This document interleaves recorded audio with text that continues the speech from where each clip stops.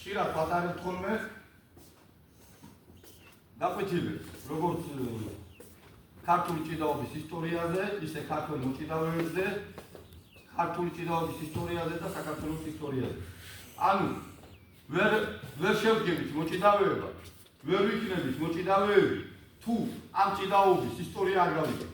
რა ჭიდაობა თუ ეს არ ვიცით. ესმის ვერასოდეს ვერაფერ საქმეს ვერ გააკეთებ ადამიანმა თუ არ იცი ის რა საქმე არის. არ გაიგწია იმის ისტორია, იმის თემა. 10 წელი რო ევარდიშო, თუ ისტორია არის, თუ არ შეგიყვარდა, ვერაფერი ვერ გავხდები. ანუ ძველები ვინც ავართ, ნაწილი რაც მაგ მოყოლილი იცით, ნაწილს კიდე სიახლეს მოყვები და ვინც არ ვიცით. ბიჭებო, ქართული ჭიდაობა არის ჩვენი ქვეყნის ეროვნული სპორტის სახეობა. ქართული ჭიდაობა იმიტომ ქვია, რომ საქართველოში არის. ხალხური ჭიდაობა არის, ხალხმა გამოიგონა. ერთკაც არ გამოუგონია ქართული ჭიდაობა.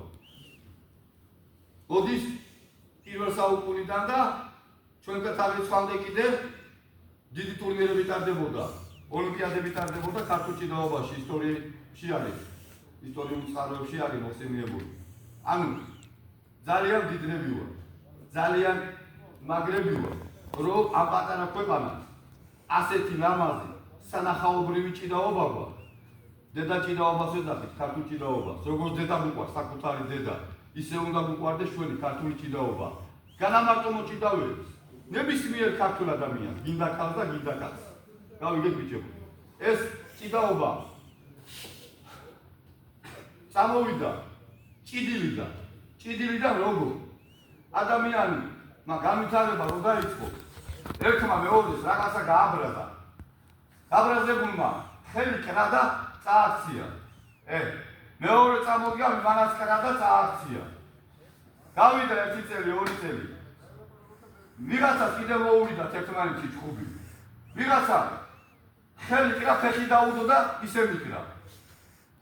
მეორემ დაინახა, მეორემაც გააკეთა. მოგიდა ხალხი ხელი, ფეხი დაუდო და კრა წააქცია. ანუ იმეთი გამოიგონა. დაიხვეწა უკვე. პირველ ხელი კრა და წააქცია. მეორე ხელი კრა და ფეხი დაუდო. მესამეთ ავიდა 1 წელი თუ 1 თვე თუ 2 თვე სხვაგან კიდე ჩხუბი მოხდა, რო წაიღო ხელი დაარტყა, ვერ წააქცია. გაიმართა თავი. რო დაარტყა ხელი და ფეხი დაუდო, იმან ამოასარა ფეხი. ანუ აღარ დაეცემინებია. ისწავლა ამის დაცვა. ფეხი რო წამოუდო, კრა ხელი. ამან ამოასარა ფეხი. მე ისე დაიხვეწა, ამან რო ხელი კრა და ფეხი დაუდო და წააქცია, ამან ამოასარა აქედან დაარტყა უკვე. მესამე გამოიგონა უკვე. საწინააღმდეგო. ანუ ასე იხვეწებოდა წლების და საუკუნეების განმავლობაში ქართული ჭიდაობა ბიჭებო. მე ვიღაცამ თავზე მოკიდა ხალი კისერზე ხელი. წელი შეიტანა, წააქცია. ვა, ილეთი გამოვიდა. მე ვიღაცამ წელზე რო მოხვია ხელი, კისრი უკეთებდა. საწინააღმდეგო გაუკეთა, უკან გადააგდო, ბრუნი გაუკეთა.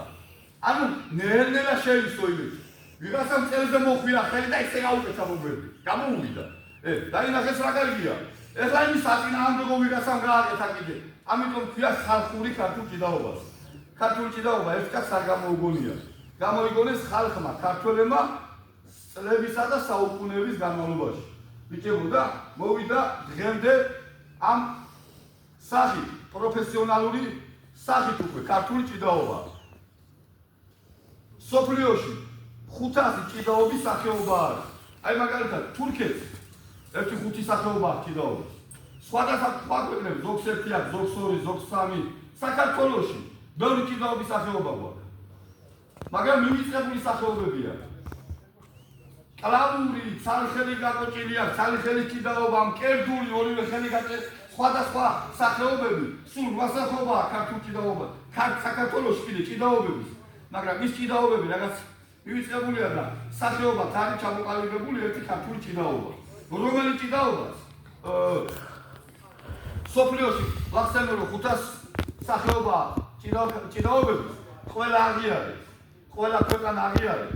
მათ შორის პოპულარული სპორტის სახეობები როგორც არის ძიუდო, სამბო, ურაში და ესეთ ჭიდაობები.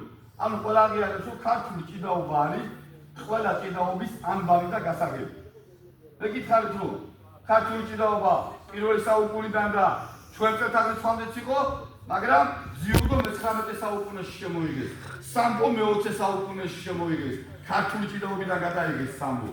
ქართველებს აგვარდეს ხიდოლი გვაქვს და მავიწყდა ეროვნული სპორტის სახეობა, სადაც ბევრი რამეა გაერთიანებული, ჭუბი, ხმალაობა, ბოქსაობა, ჭიდაობა და ბევრი ერთად არის ხიდოლი, საბრძოლო ხელოვნება. ანუ ბაიგოი რუსულად, ანუ მაჩხუბარი სპორტი არის სამბო და სპორტული სპორტი არის კიდე ჭიდაობების, ანუ ჭუბი არის და სამბოში და ისე სპორტული ჭიდაობა კიდე. ქართული ჭიდაობიდან გადაიგეს.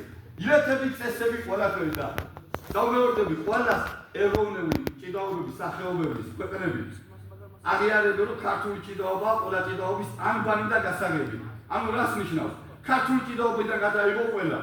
ჩამოდიოდნენ ზოგი ვიდეოს იღებდა ზოგი სურათებს სხვადასხვა საუკუნეებში. ჩვენები მიდიოდნენ ემიგრაციაში სხვადასხვა ქვეყნებში. იქ შექონდა ჩვენი ქართული ჭიდაობა.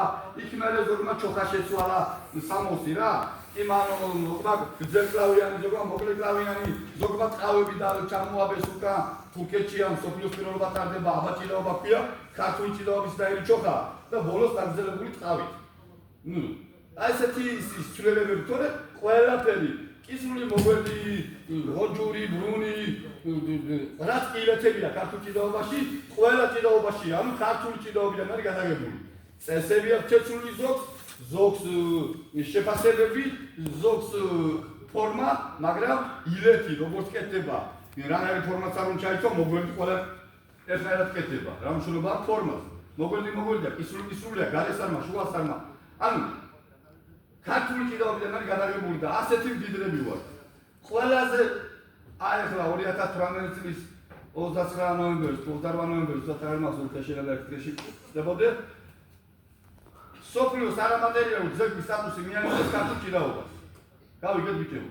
ანუ თელმა სოფლიოს 300 ქვეყანა იყო. იუნესკო მიენიჭა. ანუ იუნესკოს ორგანიზაცია იუნესკო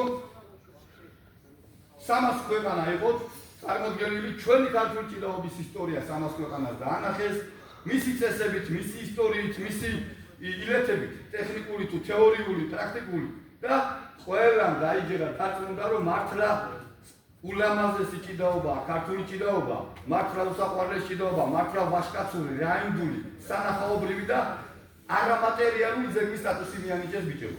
ეხლა პატარები ხართ, შეიძლება ვერ მივხვდეთ ეხლა ამ სიტყვას რა არის არამატერიალური. მატერიალური ძეგლი არის, აი აქ რო არის ქანდაკება. ეს უკვე მატერიალური ძეგლი. მაგრამ რო არ აჩანს, არ არის რა, ქართული ჭიდაობა. ხوار გასადმე ჭიდაობა, ლაპარაკობ და მოქმედებ და ვაკეთებ. ილე. მაგრამ ამას ქვია მატერია არა ქართული ჭიდაობას. მატერია მასა მატერია.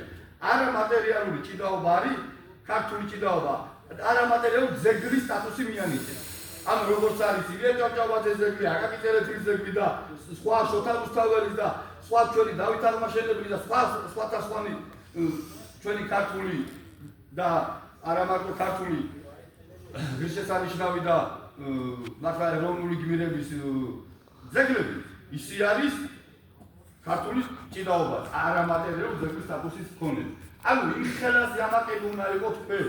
არც იუდოში, არც სამბოში, არც თავისუფალში, არც კლასიკურში, არც ერთ სახეობაში ამ ხელას სიმდიდრე არ აქვს ჭიდაობა. რაც ქართულ ჭიდაობასა. ისმის ძეგლია, ქართული სხვა სამყაროში ხარ. მე ახლა ძიუდოს კიმანო მაქცია. ძიუდოს კიმანოთ გესაუბრებით, რომ ვეტერანებში იცით, ახლა 20-ში ევროპის პირველობაზე მივდივარ საჭიდაო და მაგიტომ მაქცია, ცოტა წავივარჯიში. ბიჭებო, ქართული ჭიდაობა რა გაცვია? ვერ ძიუდოს კიმანოში გძნობ, თავს ისე ვასკაცურად. ვერ სხვა სამოში. აი როგორც ჩვენი ქართული ეროვნული ჩოხები რო არის, რო აცვიათ დღესასწაულებზე დაგინახიათ ქართული სამოსი კაცებს, ქალებს ეროვნული ჩოხები რა. იმას რო ჩაიცინო, რაღაც ვაშკაცად რაინდულად აგზნო ჩოხაში თავს. ისია ქართული ჭიდაობას რო ჩაი, სულ სხვა სიძლიერია ქართული ჭიდაობის ჩოხო რო გაცვია, გესმით? საბრძოლო ჟინიგი გეცემა, გესმით? მიდიხარ და თუმცა უცოდინარი არ ახარ და უცოდინარიც რო იყო და აი ჟინით მიხვიდა მაინც მოიდი. ანუ ბიჭებო, ასეთი სიმდიდრეა, რაში თქვენ ვარჯიშობ და რაში თქვენ ვარჯიშობ ქართულ ჭიდაობას. რაგაცინა ბიჭო, რა გაგიშვებს ახში. ხოდა ბიჭებო ქართული ჭიდაობა ომებს რიგებდით ქართული ჭიდაობა მე-17 საუკუნეში იყო ასეთი მზეჭაბუკი სახელი ეგლა ზუსტად არ არის ისტორიაში მზეჭაბუკა ზედმეტ სახელად და მონღოლებს უნდოდათ 1725 წელი მე მგონი მონღოლებს უნდოდა საქართველოს შემოსულიყვნენ და საქართველო აიწულებია საქართველოს ხალხი დაახოცა და დაიპყრო ქართველები და საქართველოს მონღოლეთის იმ დროინდელმა მეთაურმა მეფემ თავის სარდლებს უბრძანა წადითო ქართველი ფალავანი ჩავამეყვანეთო ვინ ძლიერი არისო საქართველოსიო რა ფალავანიო ჩვენ ფალავანს დავაჭიდოთო თუ ქართველებმა მოგიჭესო значит ამ პერიოდში ძლიერები არიან ქართველებიო და თუ ჩვენმა მოუგო წავიდე დავესხა და ავაწეყო საქართველოს დავიპყროთ ჩაიყვანეს მზეჭაბუკი საქართველოს